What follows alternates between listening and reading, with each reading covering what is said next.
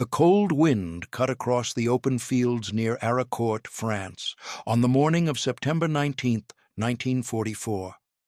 A thin fog clung low to the ground, swallowing shapes and muting sound. Somewhere beyond that white curtain, engines growled, deep, heavy, confident. German Panther tanks were moving.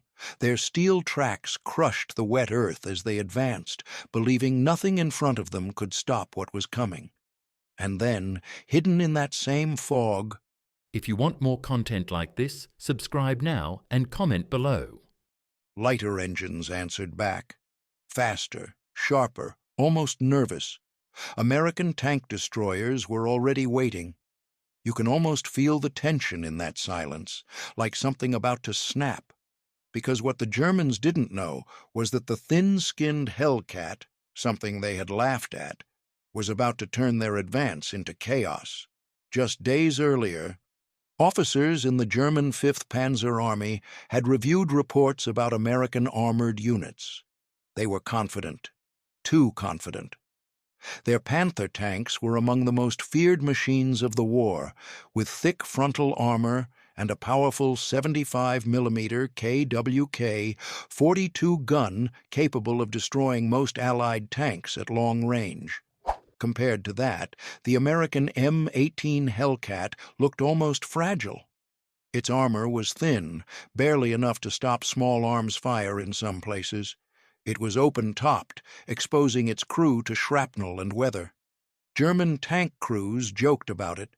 Some even called it a tin can on tracks.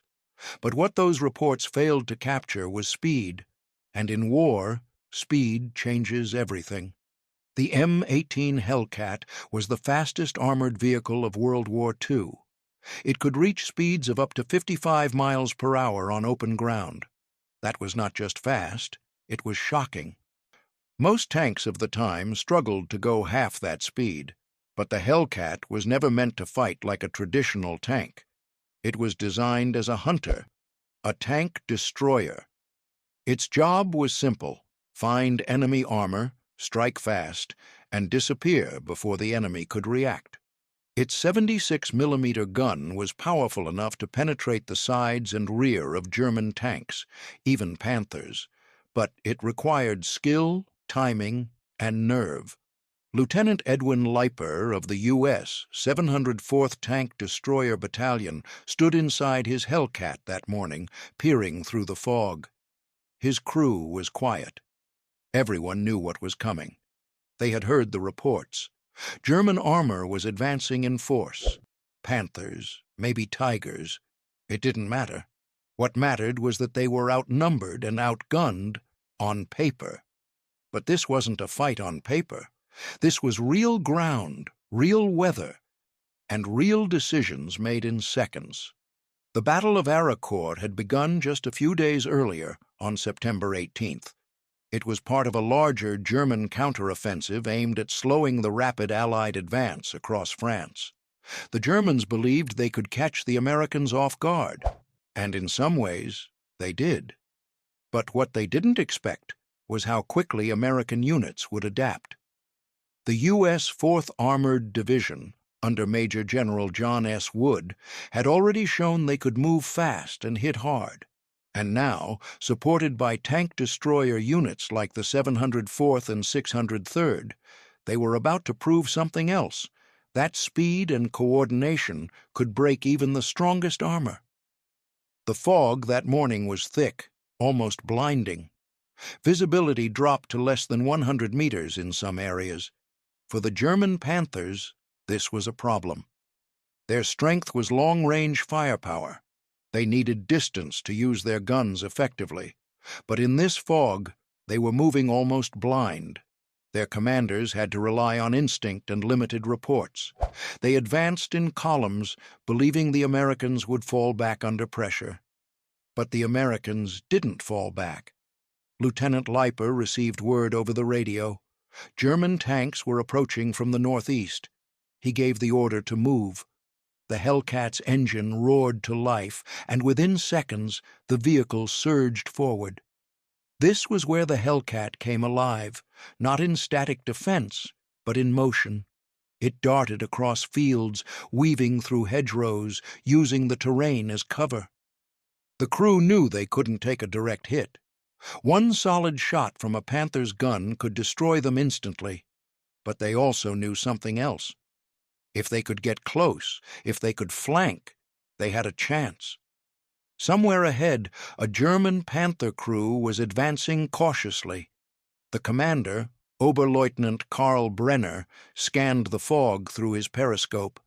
He had fought on the Eastern Front. He had seen Soviet armor burn. He trusted his tank. The Panther was strong, reliable, deadly. He had heard of American tank destroyers, but he didn't see them as a serious threat, not against his machine. Then, through the fog, something moved. It was fast, too fast. Before Brenner could react, a flash of light cut through the mist. A sharp crack followed. The shell slammed into the side of his Panther just behind the turret. The impact punched through the armor, igniting fuel and ammunition inside. The tank erupted in flames. Within seconds, it was over. The Hellcat had struck. Lieutenant Leiper didn't wait to see the result. He ordered his driver to move again. Speed was survival. They repositioned, using the fog as cover, hunting for the next target. Around them, other Hellcats were doing the same. It was not a straight battle line. It was chaos, small, fast units striking from unexpected angles. The Germans began to realize something was wrong. Their formation was breaking. Tanks were being hit from the sides, from behind. They couldn't see where the shots were coming from. The fog that was supposed to protect them was now working against them. Communication became difficult. Orders were delayed or misunderstood. And in that confusion, the Hellcats kept moving. Sergeant Henry Hartman, a gunner in another M18, later described the moment when they spotted a column of Panthers moving along a dirt road. And the tanks were close, closer than anyone expected. Hartman lined up his shot, aiming for the side armor. His hands were steady, but his heart was racing. He fired. The recoil shook the vehicle. Through the smoke, he saw the shell hit its mark. Another Panther burned, but there was no time to celebrate. A German tank returned fire. The shell whistled past, missing by inches. The blast threw dirt and debris into the air. Hartman's driver slammed the throttle, and the Hellcat sped away, disappearing into the fog again. That was the pattern. Strike, move, strike again. What made the situation even more dangerous was the open top of the Hellcat. The crews were exposed to everything: machine gun fire, artillery fragments, even the weather itself. Cold wind, mud, and constant tension wore them down. If a German shell exploded nearby, shrapnel could rain directly into the crew compartment. Every engagement carried that risk. Yet the crews stayed focused. They had trained for this. Fast engagement, fast withdrawal.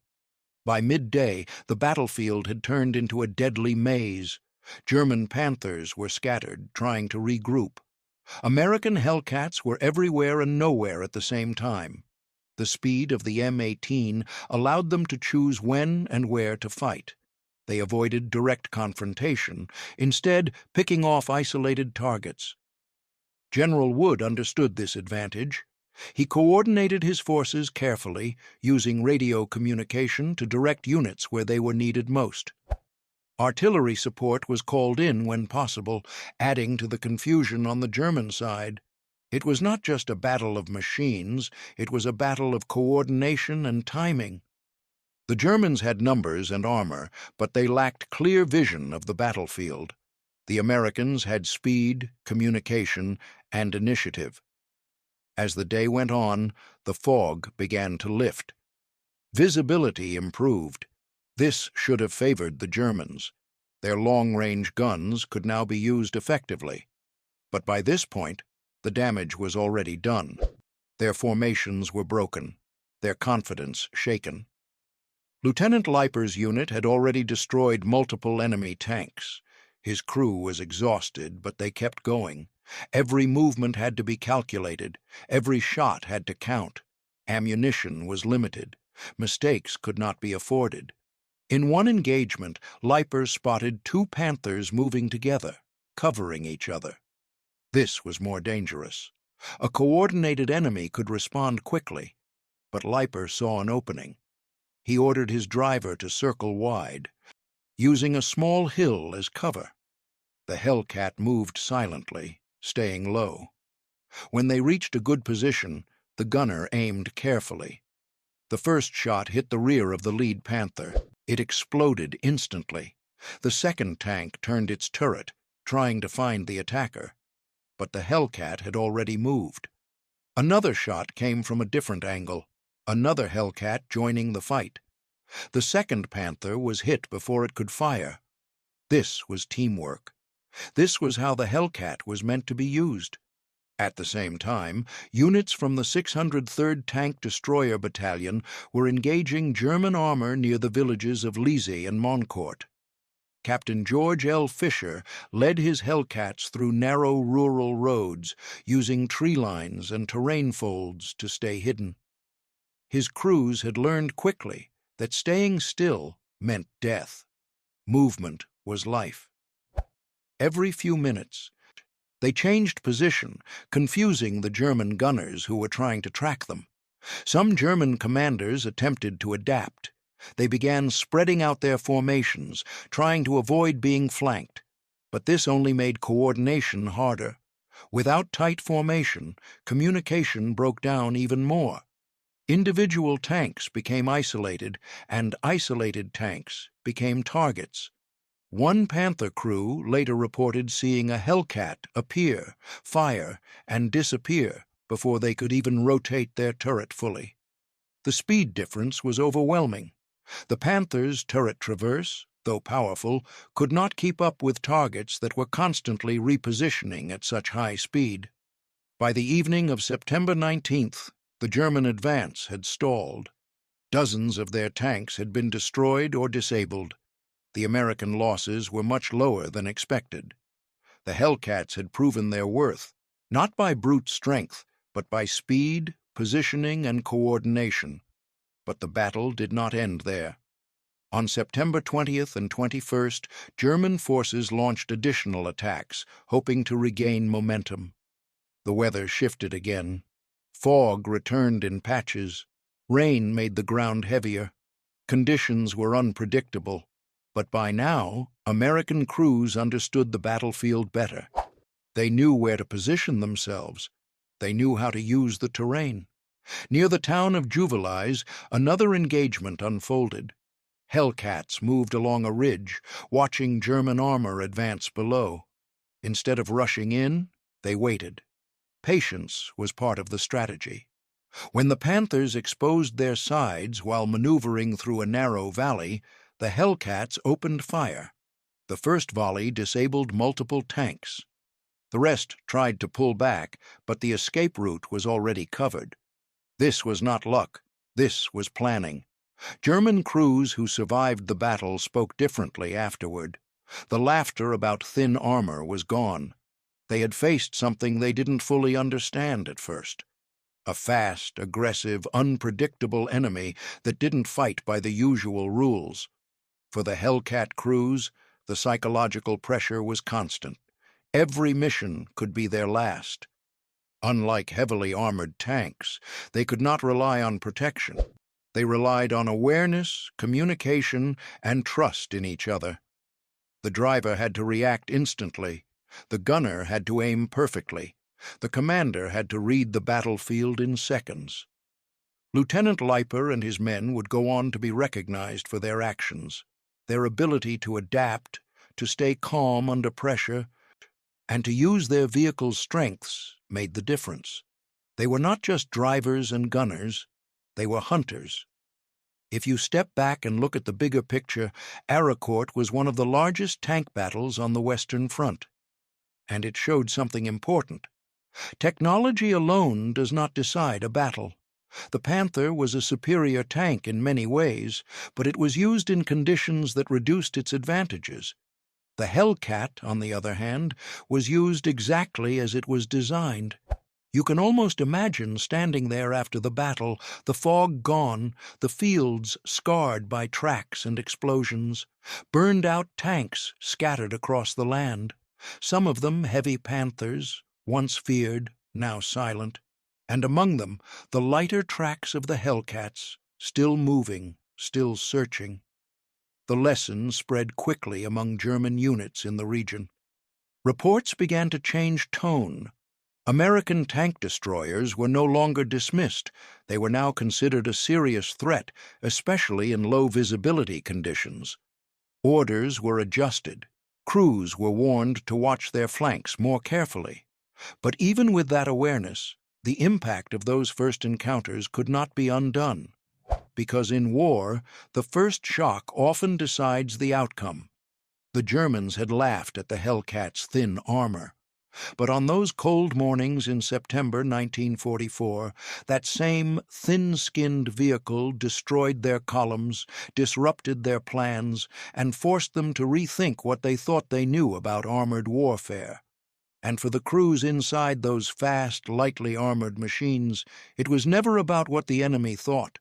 It was about what they could do, with speed, skill, and just enough courage to keep moving forward into the fog.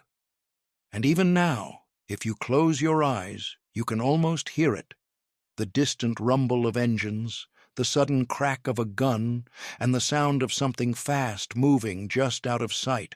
If you want more content like this, subscribe now and comment below.